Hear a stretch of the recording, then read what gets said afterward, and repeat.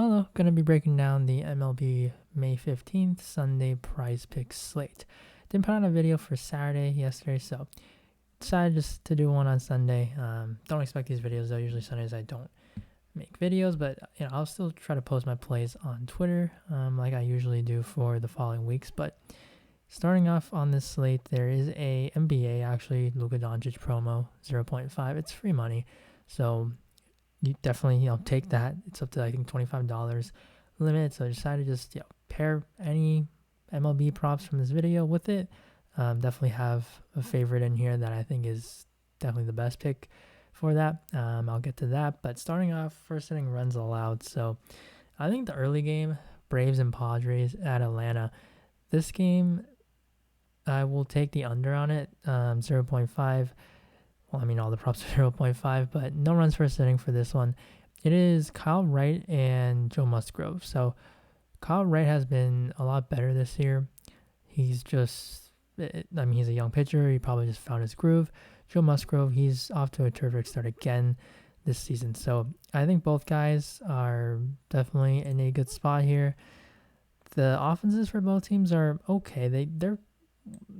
These teams have some injuries right now, of course, with Tatis and Acuna just returned, but he's been in and out of the lineup. So you take out the two best players for each side. It's a little. It's just gonna weaken their offense, and the wins not really helping. And 4.2 run total, like that's totally fine. So if you had to choose one, I think this one I would lean towards the under. We don't have the Rockies this time against the Royals in Coors Field, so that's not an easy over as it has been over the past 2 days. So I decided to just include this prop, but I would say the other two that I have I feel a little bit better, and the first one's going to be Seattle and New York. So it's Robbie Ray and Carlos Carrasco.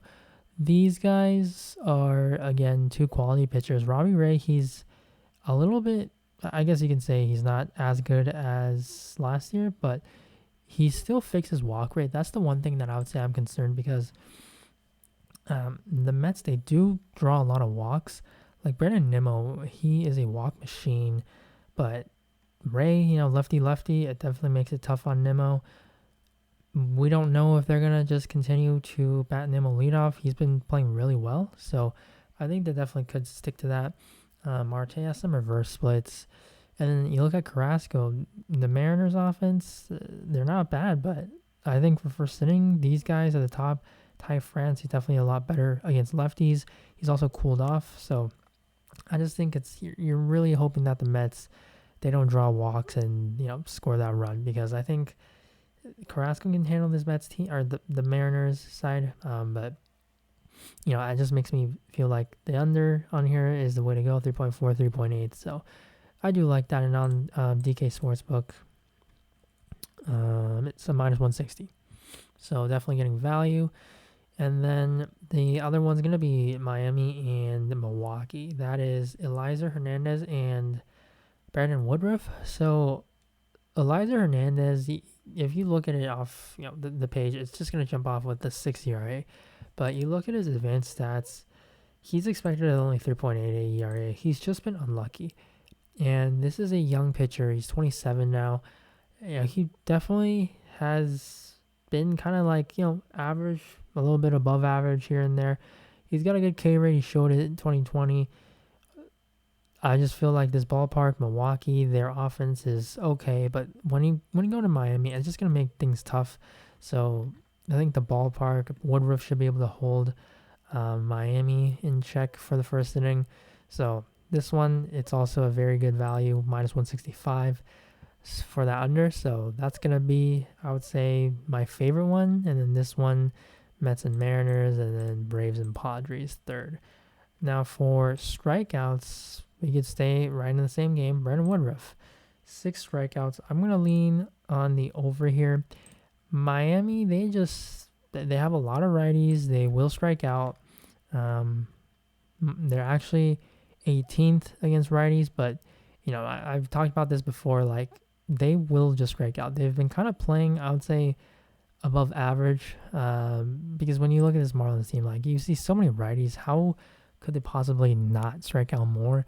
And Woodruff, he is one of the better strikeout pitchers. He has that crazy chase rate, whiff rate, all of that is just off the charts. And so I think at 6 you at least can get the push here. He will go near 100 pitches, so even though you see him not going through 6 innings a lot, I still think that he's going to get it done with the strikeouts.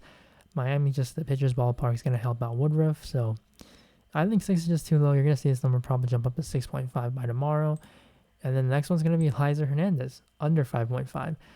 Milwaukee, they do strike out a good bit, as you can see, 25.4. But again, Eliza Hernandez, his K rate is down for whatever reason this year. And yes, I did just say that I like the under on this for first innings, but remember, that is a first inning run prop. Like, they can still put up runs later on in the innings. All we care is about the strikeouts. Hernandez can just get these guys out, and you hit that under prop for the no runs first inning, or you don't take that, you just take something else with him. But 5.5, Hernandez only hit the over once this season.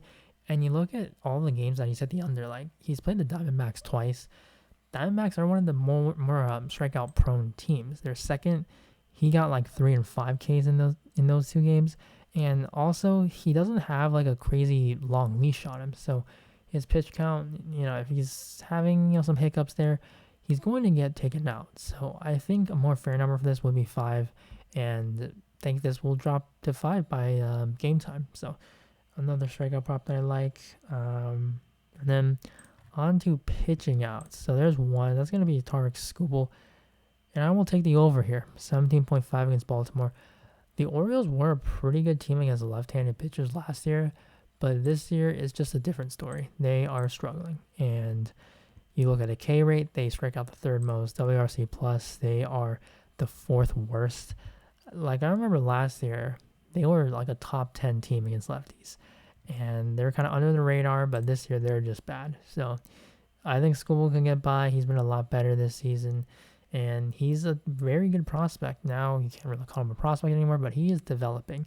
And this guy legitimately has solid stuff. So like the over here. And then onto the hitting. So we're going to start off with the Pirates.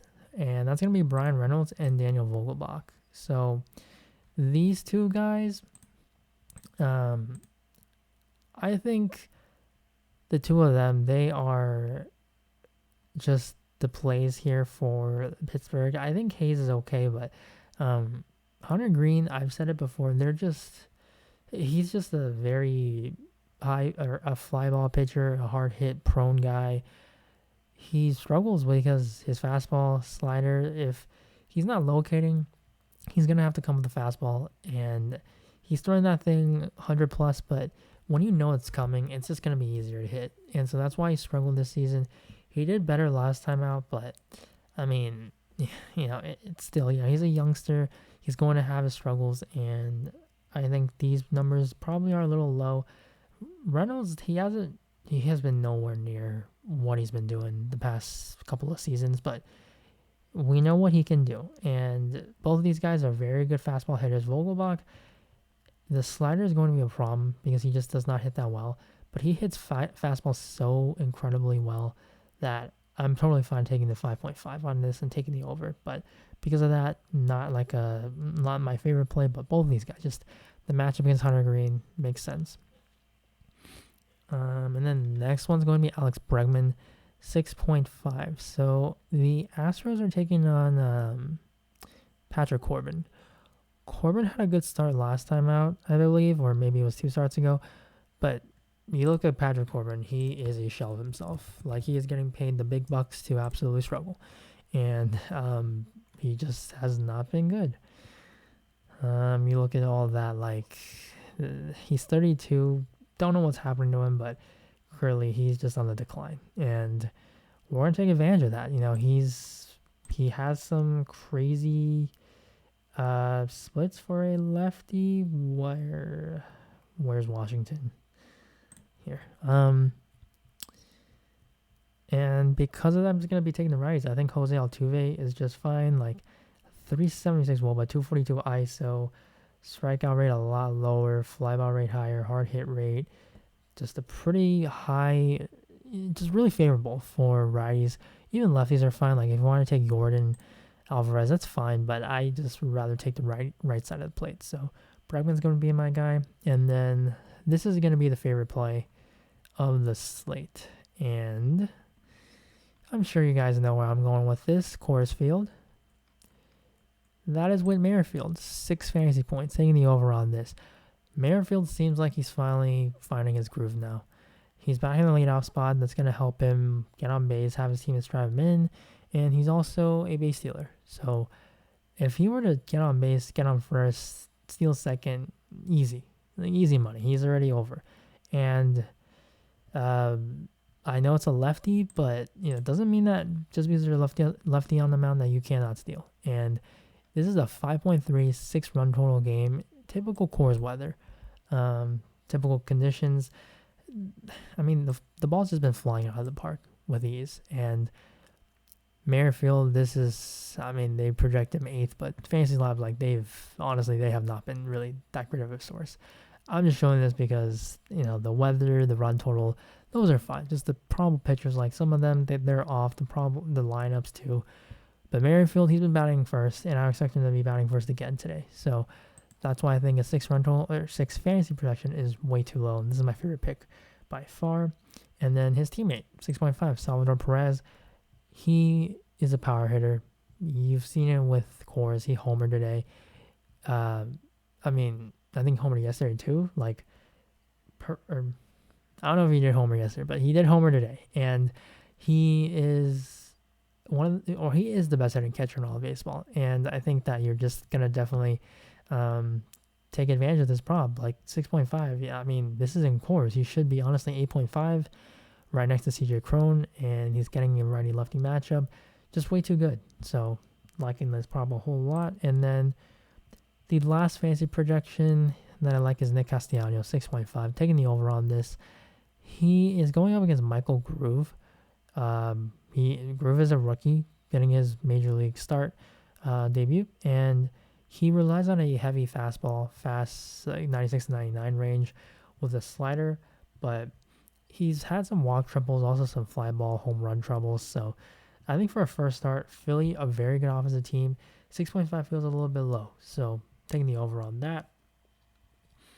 And then for hits and walks, so I've said I always like the under, and there are a couple here. First one's going to be Hunter Renfroe. Under 1.5. So Eliza Hernandez, it's because his ERA is so high, they're going to offer this prop, but as I've shown you, Eliza Hernandez is better than indicated. His underlying numbers say that he's the better pitcher than what we've seen so far. And Hunter Renfroe does not walk. So you're kind of relying on 2 hits here. And Renfroe, he's more of a lefty masher. Hernandez, a righty. So getting 2 hits, I feel like, is just a little tough. So I like the under on this one. And the other one's going to be Alex Verdugo. Verdugo's been unlucky, actually, but he has to face a lefty in Martin Perez, who has been a very good pitcher this year. It's like he's revitalized, and Verdugo struggles against lefties. So I'm going to take the under here, but he might be out of the lineup because of the lefty-lefty matchup, so this might get DNP, but I would say take it now anyway because they're probably going to remove it tomorrow morning. And then for total bases, I have one prop, and that's going to be CJ Cron, 1.5. So I like this one over 8.5 fantasy score because Cron does not steal, so you're going to be relying on his bat. And if he needs to hit the over on an 8.5 projection, he can't just single and get it done. And if he's not singling, he's going to have to get, 2 singles, a double, or extra base hit, then just take the total bases. He's not stealing, so other than that, you need him for him to not hit this and hit that fantasy projection, he needs to steal a base or he needs to draw walks. And I just think in Coors Field, where it's so hitter friendly, you take the total bases on this. So that's going to be my play. And then the last one, it is Whit Merrifield. Again, 0.5. He should bat leadoff again. And if he bats leadoff, this is the prop. I don't know if I like the projection of the 6 or 0.5 runs and RBIs more, but I'm going to just take both of these a lot in all of my entries. If you really wanted me to choose one, probably lean towards the 6 just because, he can get it done himself if he homers. He has the power, but I think I take the projection because he can steal a base, and for a run, unless he's hitting a homer, you're relying on his teammates to drive him in. Which, I mean, I trust Benintendi, I trust Perez, but maybe I just lean on the 6 because I think a 6 fantasy point projection is just too low. So Whit Merrifield though is my guy today. Either prop, just my favorite. So Merrifield again, this is the guy. No need to ask me any questions. Definitely my favorite play of the slate. So that's it for the breakdown today. Gonna do this, this hopefully Sunday works out for you guys. It's gonna be a bright and early slate for Monday, as it always is, or for Sunday, not Monday. But yeah, enjoy the MLB slate, NBA Game 7. So yeah, I'll be back on Monday for the breakdown for that slate. But good luck on this slate and go Whit Merrifield. Bye.